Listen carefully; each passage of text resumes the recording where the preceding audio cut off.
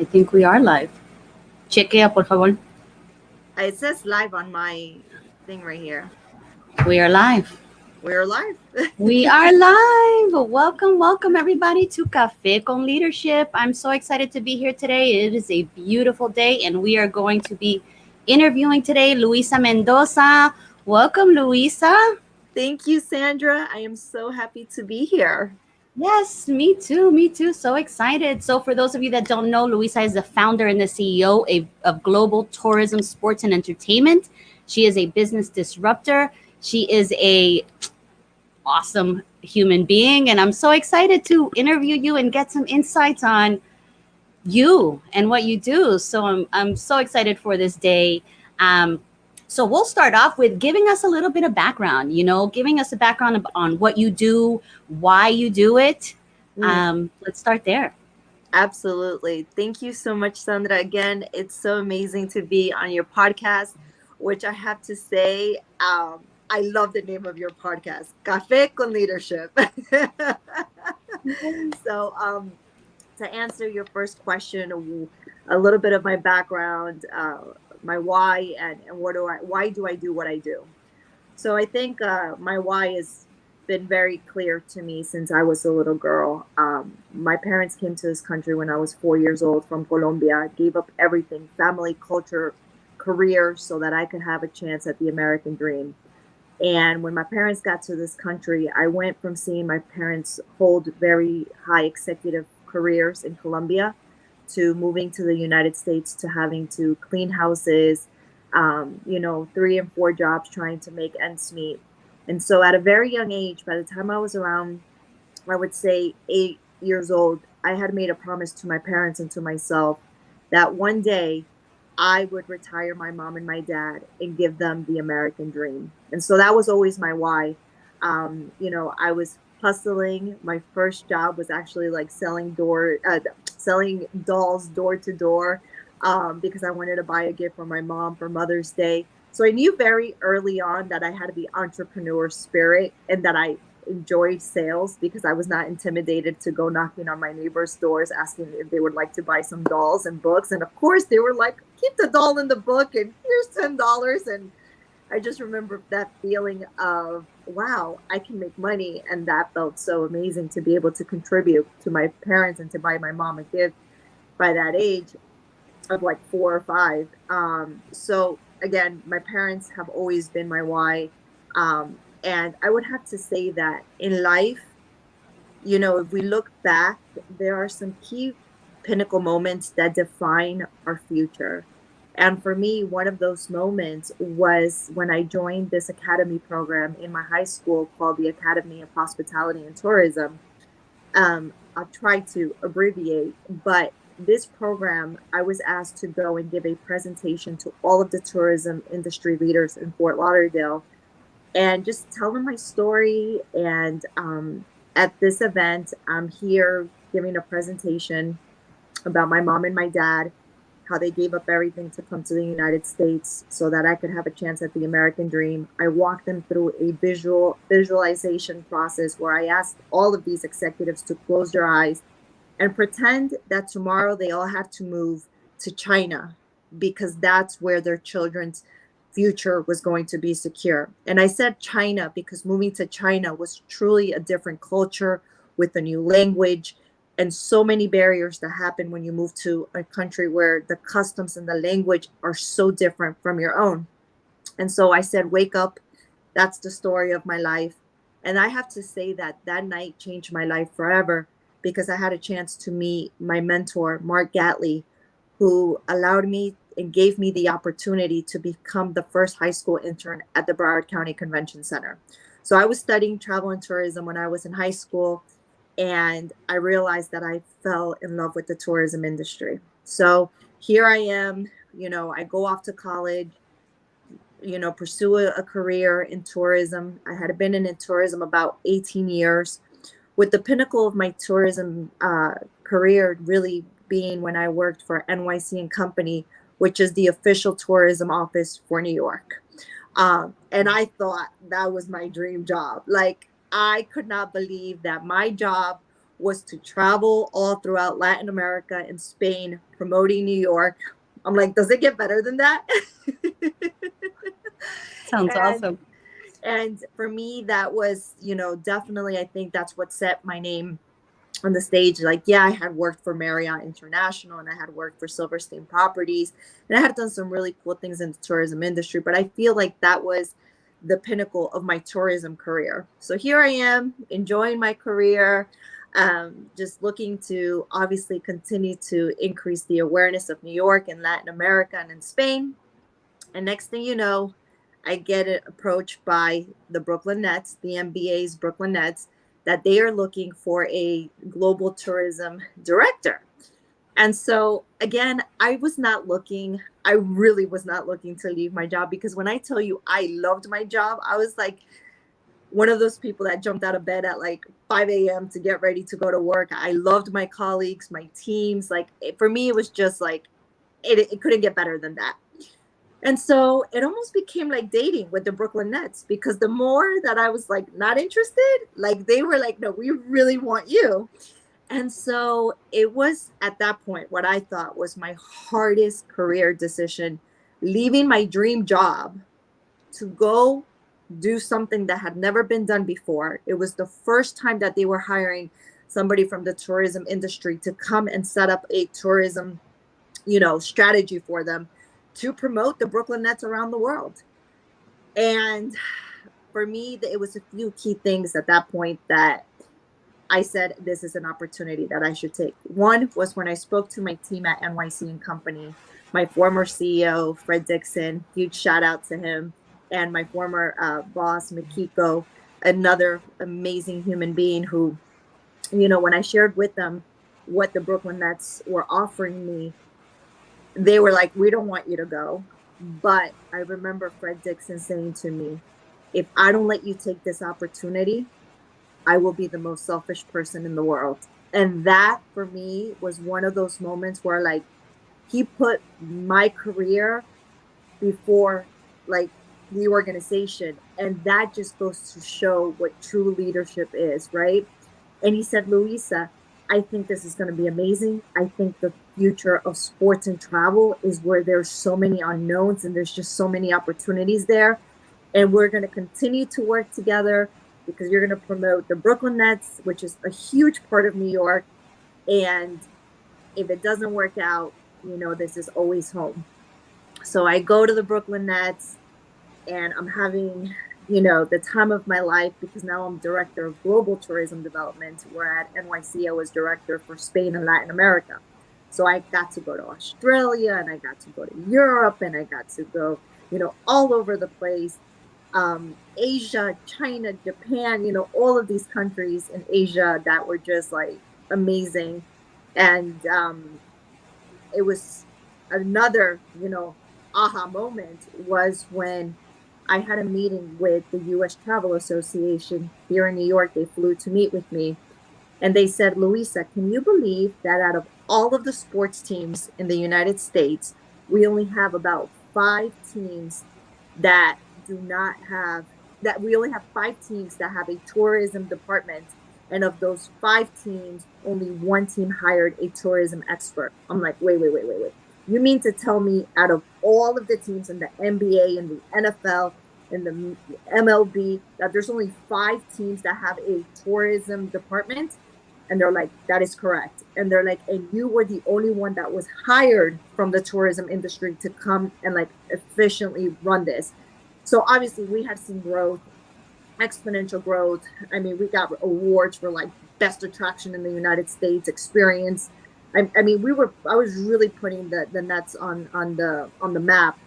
And then they asked me to speak to all of the sports teams to kind of share with them the impact of sports and tourism and share with them about our tourism industry, right? So here I am, I'm in Washington, D.C. It's IPW, the biggest trade show for tourism in the United States, where we have buyers from all over the world coming. And I speak to the sports teams and I spoke from the heart. I said, listen, guys, I know that sports is the most competitive industry. It's the nature, right? It's like you have teams that are going against each other and there's a winner and there's a loser. But when it comes to tourism, we are a family.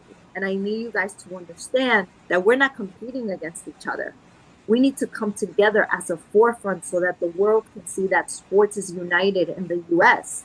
And what will happen is if we have a group coming from China and they come to New York and they go to see a Brooklyn Nets game or a Knicks game, then the next time that they go to Miami, guess what they're going to want to do? They're going to want to go see the Miami Heat play, right? So I said to them, if you guys need I'm like, if you guys have any questions or need any help, you have a sister in Brooklyn, just reach out to me. And my phone's never stopped ringing since that moment. On the other hand, I'm in London attending another trade show. And one of my clients says to me in London, he goes, Luisa, I love what you're doing for the Nets because you get the tourism industry. You get what we need. You get how it works. Can you give me more access to other sports teams? And by this point, I already had an idea. I'm like, man, I could probably do for other teams what I'm doing for the Nets. So long story short, second, like, hardest career decision of my life. I'm like, I'm going to start a company.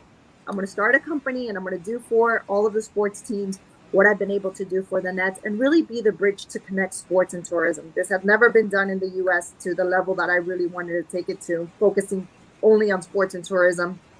So in January, I took a huge leap of faith and I started my company, Global Tourism, Sports and Entertainment.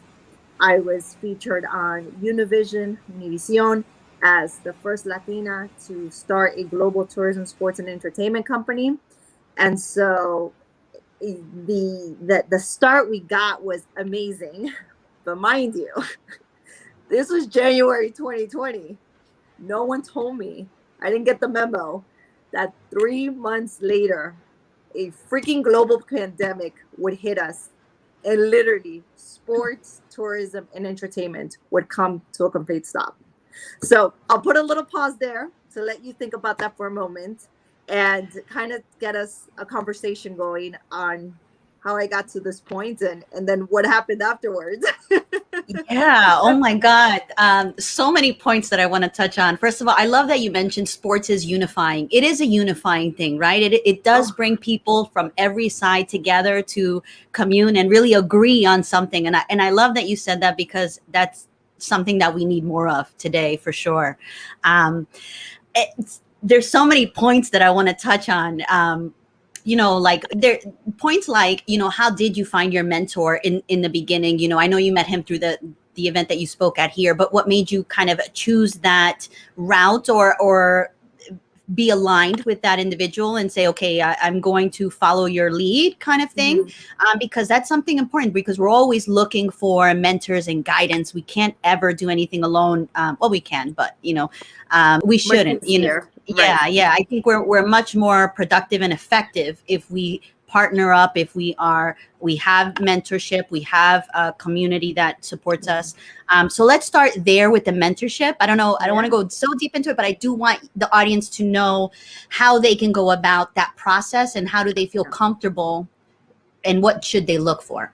Absolutely. So, I think mentoring is one of the most important things because to have someone that you can run ideas by, someone that can, put 20, 30 years of work experience in front of you and help you, in so many ways, it's just, there's no words to the power of a mentor.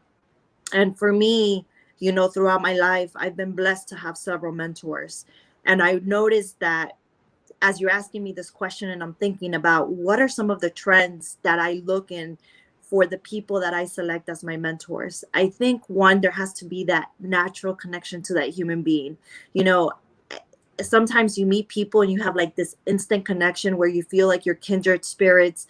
And then there's some people that you meet and you're like, the energy just doesn't, so obviously go with the ones that you feel kindred spirits, you feel a connection, you feel a support, you feel there's something like, hey, this person I think could be really influential in my life.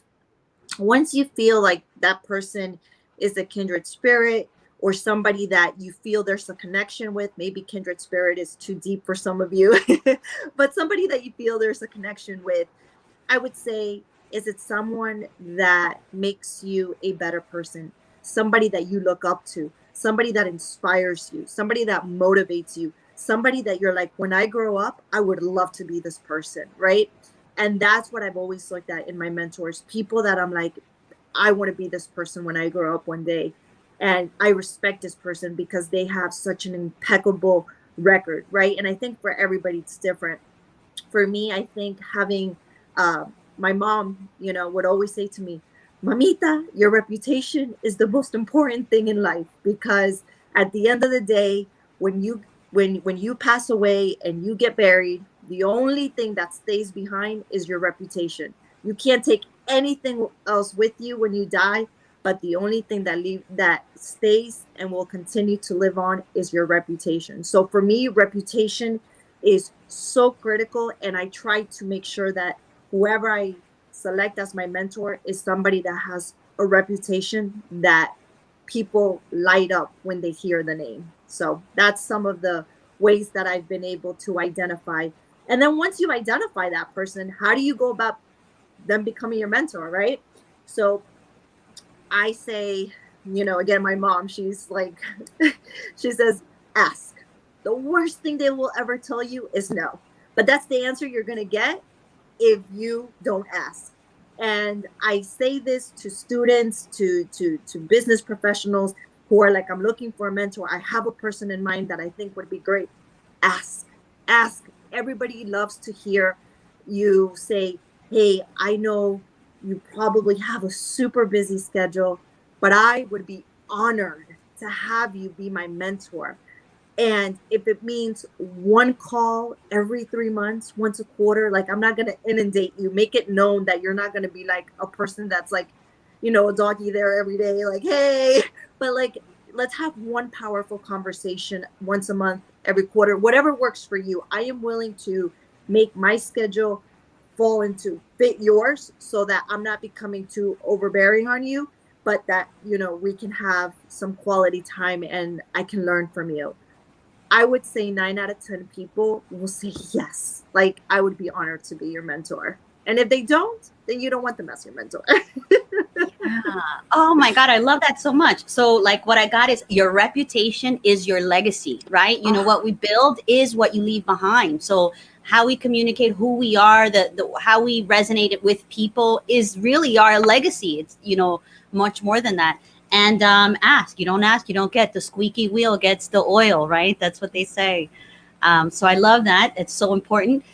So 2020, 2020. the year. 2020 comes, yes. And it's funny that you said that, because when I first started my first ad agency, it was 2007, 2008. I was like, oh my God, because that was my journey. And then, I went back to corporate America in the middle of that. But I ended, I was freelancing for so many years, until I started getting more serious again. But I hear you. So what did you do? Or what did you think about, or ways to pivot, or what is your focus now, especially when we're living in a completely different environment? There's tourism is at a not a complete halt, but Yeah. it is being affected. So what are you doing? Yeah. So I think I have to share with you something really big that happened to me in the midst of this whole launch. I got COVID. I got COVID like the third week of March, like right after the shutdown, March 13th. That Saturday, I'll never forget, March 14th. I felt something in my throat, and I told my mom, I'm like, Mom, I'm not feeling right. I think I'm going to go stack up on groceries, make sure like the family's covered. And long and behold, I got super sick.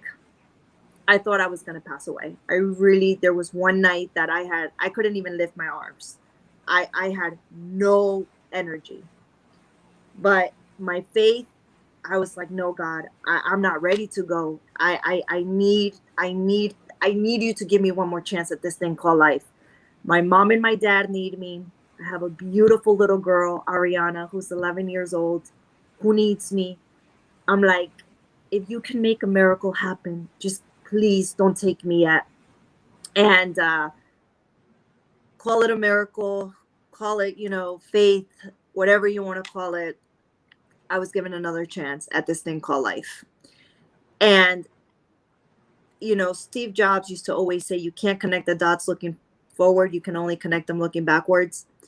I have to say that probably, and I know this is going to sound crazy, was the best thing that happened to me. And here's why. I think if I would have not got COVID and it was my business and I would have seen what was happening on with COVID, I would have been freaking out about my career. But because I got COVID, I realized that the most important thing that I needed was my health. And every morning since then that I get up and I can open my eyes and my feet can touch the ground, I'm like, it's a good day. Anything else that comes is just icing on the cake. Yes. And so I started focusing on my health. I started walking. I started going back to exercising, eating healthier, and just really putting focus on my health and the things that truly matter. And of course, in the midst of that, I actually hired an executive coach and shared, like, listen, I just started this company. I don't think much is going to happen with sports, tourism, and entertainment. And unfortunately, I don't have a sugar daddy, so I can't sit around waiting for, sports, tourism, and entertainment to come back. I need to make things happen. So we created a whole strategy. What were my strengths? What was I passionate about? How could I pivot, right? And so I actually, I'm launching my second company right now as we speak. It's called Uconic, www.uconic.com, Ukonik.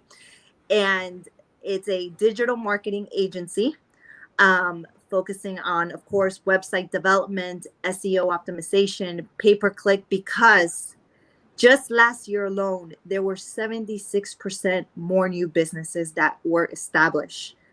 More people are opening up their companies. And one of the things that I realized that people were going to have problems or needed help with was having a digital platform out there, right? Like, you need to have a website. If you don't have a website, if you are not positioning yourself effectively on social media, your business, we don't have the luxuries we had before of networking events and word of mouth and things like that. So I was like, a digital marketing agency, like, that would be perfect. That it could be my angle. And then I said, let's add two more elements. So it's this agency that's going to focus on digital marketing, PR, because yes, we help your brand come to life, but we also need to tell the story. And I feel like usually those two things don't, like, one agency is doing your PR and another agency is doing your marketing, but they need to connect in order to effectively tell the story. And so that was the second element. And I said, but wait, we're working so hard to make you iconic. That's how the name Uconic came about. We make you iconic, Uconic. And so I was like, but that's not enough, because that's great that I'm positioning all these brands to become iconic and we're telling their stories. But what about the leadership? What about the CEOs, the CEOs, the CMOs, the leaders of these companies? What if their brands are not aligned with the purpose and the mission of the company? So let's focus on executive leadership to really tie this all in, to make sure that the brand development, the website development, all of that is aligned with the story that we're sharing, but that the leadership, they're all integrating and working together to bring this company forward. And so it's been a journey, to say the least, but we're having fun, and hiring the best. And that's what I really realized, that I have great ideas and I know what my strengths are, but I don't know how to put a website together. So I, brought on the best website developers, best PR people out there to help us, share these stories. And that's what I think I've realized in this is, before I was like, okay, I'm really good at sports, I'm really good at tourism, I can do a sports and tourism company. But I think as I pivoted, I'm like, I may not be great at all of these things, I might not even know how to do some of these things, but I don't need to know how to do everything in order to grow a company or to establish a company. If I bring the most amazing people to do it, we'll be able to grow. And I think with one of the things that my mentor shared with me, that he's been on my mind so much, I'll never forget, he said, Luisa, the best leaders in the world, they don't hire ever someone who they think that they're smarter than them. They always hire people that are smarter than the CEO. And I would look at him like, why? He goes, because if you hire somebody and you think you're smarter than them, you're going to end up doing their job. But if you hire people that you think are smarter than you're going to trust and say, they got this. And so that's kind of where I've been in this second legacy of mine is hire the best, have full faith in my team, knowing that they have the credentials, the experience, and that they're going to execute. Yes, so much of that is like you touched on so many important things. You're right. When you hire somebody, people think like when you're an organizer, you hire someone that you think can fulfill a job, but you still don't respect them to be the best. You are going to be, especially as a CEO, inundated with being the micromanager of a sort. Like, okay, do it this way and do it that way. And that's why we hire people, so that we're not thinking that way. We need things off our shoulders. Yes. We want to hire people that we could be like, I know it's being taken care of, versus like, okay, I need you to do this and this way and this way. I mean, that's causing work on us, right? Like, Right. people don't really understand how important it is to bring people around you that are smarter, for sure. And I don't mean to do quotation marks, because in essence, yes, I think everybody's a genius. Don't judge it. What was that quote? If you judge a fish by its ability to climb a tree, it will live its whole life believing it is stupid. Everybody, there's genius in everybody. They just have their particular skill sets and abilities. And it's important that we bring that circle around us that has those skill sets. I love that you mentioned all these different facets, right? You can be doing web design and you can have a completely optimized site. But if the infrastructure of the organization, if the people behind it, the people that answer the phones, the executive leadership team, if they're not in sync with everything that's going on, there are holes in that whole process. So I admire that for sure. And I get it, because sometimes we have this vision and we can be creatively passionate about something, and even strategically, okay, this is what it should be. But the leadership team has such a massive impact on the direction of how that company goes, regardless of what sales are coming in. You have to be able to manage and the sales team and have a sales leadership, and all of that stems right and is under the CEO. You are responsible at the end of the day. So I love all of those things. When, what is it about this business or being an entrepreneur or being on your own? What is it that you enjoy most? Oh, that's such a great question, because there's things that I love about being an entrepreneur and having my own businesses, right? It's the fact that you get time freedom to an extent, not to get it twisted that you're working less, because you're definitely working twice as hard, if not 3 times harder, but you are not being micromanaged, right? It's not like I have to wake up at 6:30 to clock in by 7:30. No, like I can wake up and go to the gym. And I feel like that's one of the things that I have really, and even with my team, I say, guys, I don't care what time you work. I mean, there's times we have meetings, but I'm not here to micromanage you. Like, I almost want my team to start the day by going to the gym and get the job done. And, I think that's one of the things I really learned from the Brooklyn Nets was like they had unlimited PTO, where you could take as much time off as you wanted, as long as you got the job done. So I kind of went into that mindset, creating a GTSE, Global Tourism, Sports and Entertainment, and Uconic, to let my team know, like, guys, you're grown people, you're professionals. I brought you on my team because you're the best of the best. And I trust and I believe in you. And so I think as an entrepreneur, I love the time freedom. Freedom for me is just like such a liberating word. So time freedom.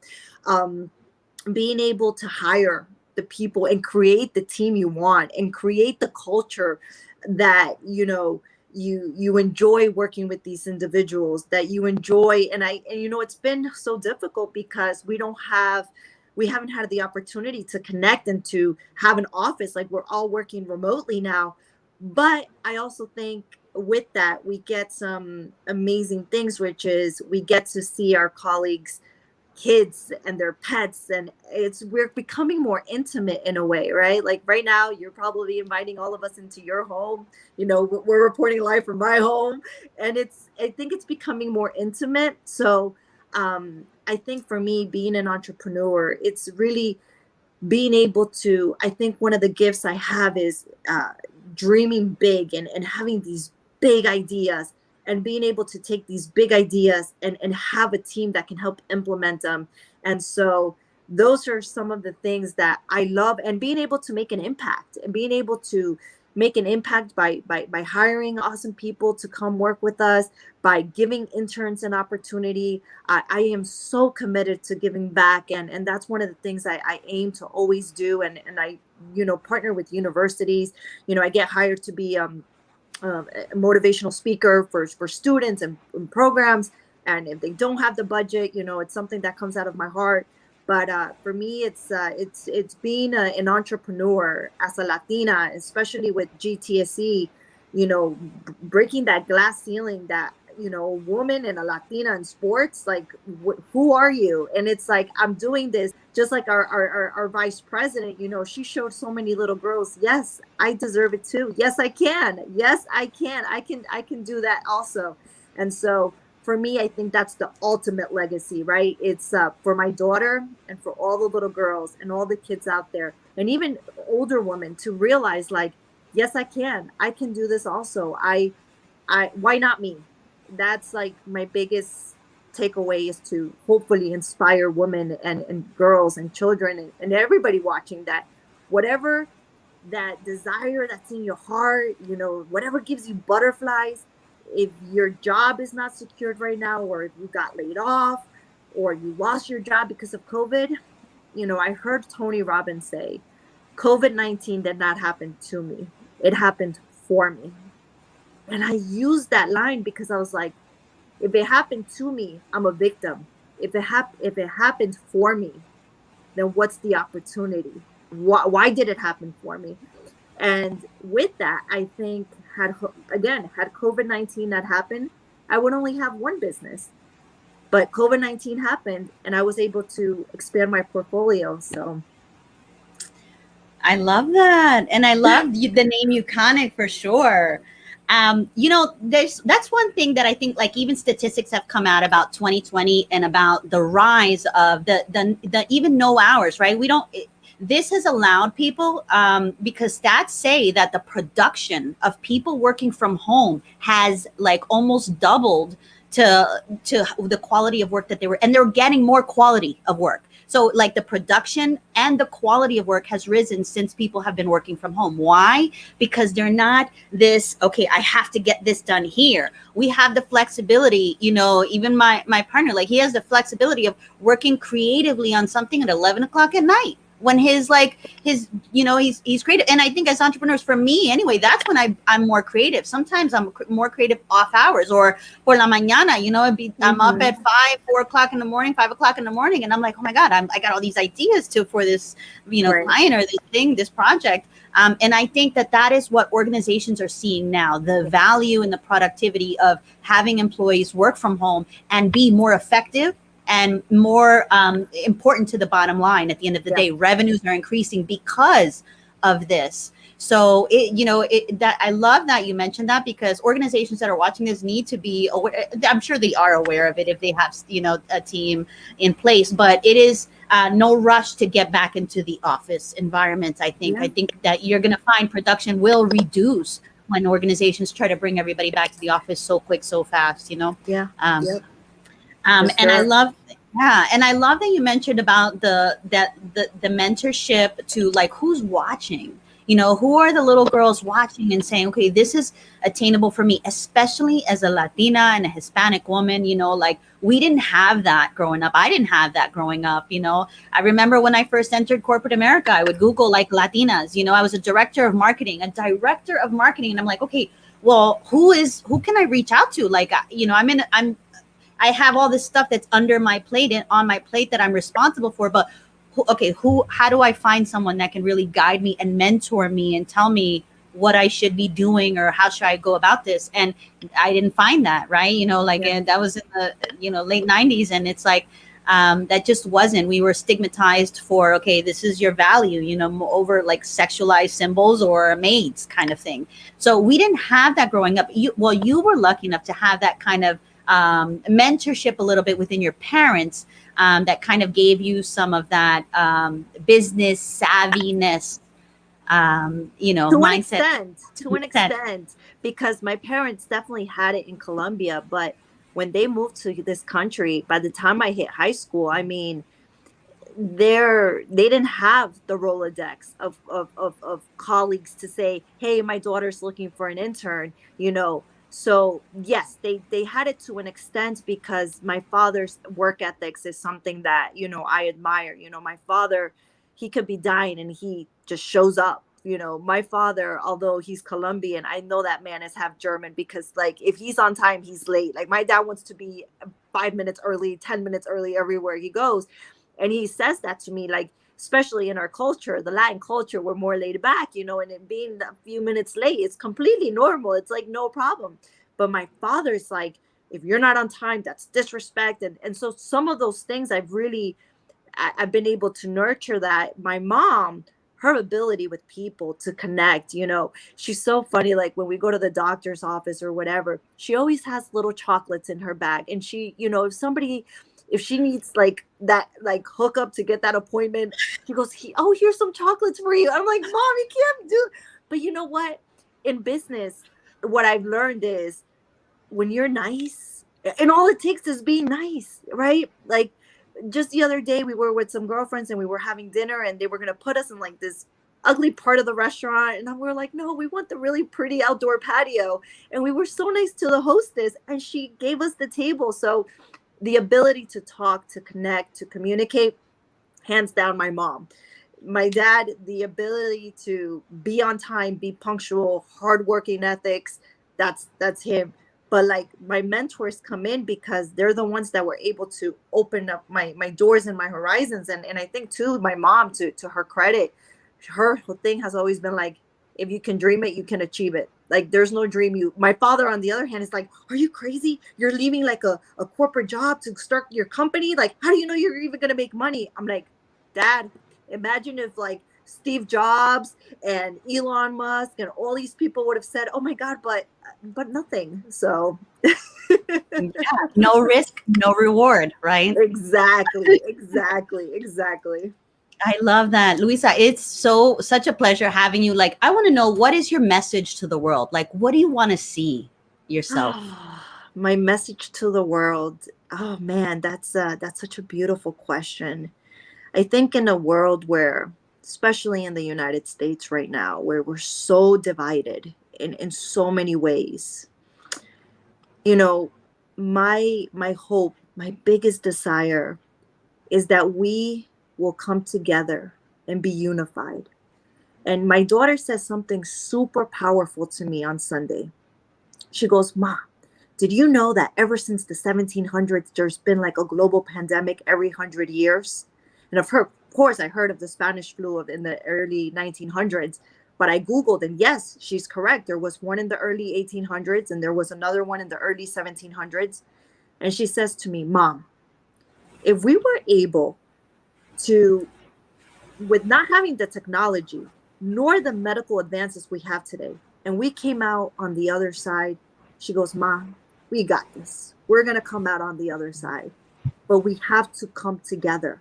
And hearing her say that, it was that moment where I was like, okay, I'm doing something right as a mom. Like I could see that she was optimistic. She had that optimism in her. She was so optimistic that things are going to get better. So my message for the world right now, I guess, would be, and my hope and desire, I know we're going through a hard time, guys. It's been tough. Somebody who lost loved ones. I lost like 3 relatives to COVID. Somebody that got COVID and thought I was going to die. Someone that revenue was so challenging last year. But I think at the end of the day, we have to remember, go back to basics, right? I think COVID, in a way, was go back to basics. What are we thankful for each day? How can we work together? And I think if we put aside all of this political party nonsense and so much of what's happening, because I've never seen our nation so divided, my goal and my biggest desire is that we will come together, because together there is nothing we can't overcome. And like my daughter said, if they got this, stuff together 100 years ago and figured it out, we will figure it out. And my hope is that we will be able to prevent from this ever happening again in 100 years, because if we could prevent future generations from having to go, like, let's let COVID-19 be the last global pandemic. And I think if we come together, there's nothing we can't achieve. I love that. Thank you so much. I want to end right there because you dropped so many beautiful things, and I want like, that's gold right there. So thank you so much, Luisa. How can people connect with you, maybe work with you? Like, share a little bit of that before we close out. Absolutely. If you go to LinkedIn, you can find me on LinkedIn, Luisa Mendoza, Luisa Mendoza, Luisa Mendoza. If you go to our website, uconic.com, we're in the process of going live, so it's not 100%, yet, but you can go on and see us. www.uconic with 2K, so ukonik.com. Our info's there. But I would say, and then GTSE, globaltourismsports.com as well. But the best way to get me is through LinkedIn right now, just as the other websites where we're working with them. So if you find me on LinkedIn, Luisa Mendoza, would love to connect with you guys. And I think there's so much we can do together. Yay, I love it. Thank you so much. It's been such a pleasure. I can't wait to do more things with you throughout the year and just, connect and communicate. And I love this. Thank you guys for tuning in to this episode of Café con Leadership. We are live streaming on some platforms now, but this will be released on podcast on everywhere you listen to podcasts next Monday. So thank you guys for tuning in. Thank you, Luisa. Do you have anything else you want to share before we close out, or? Thank you with the heart filled of gratitude. It's been amazing, and all the best to you, my dear, and to everybody listening. Yay! God bless. Take care. Yes, God bless.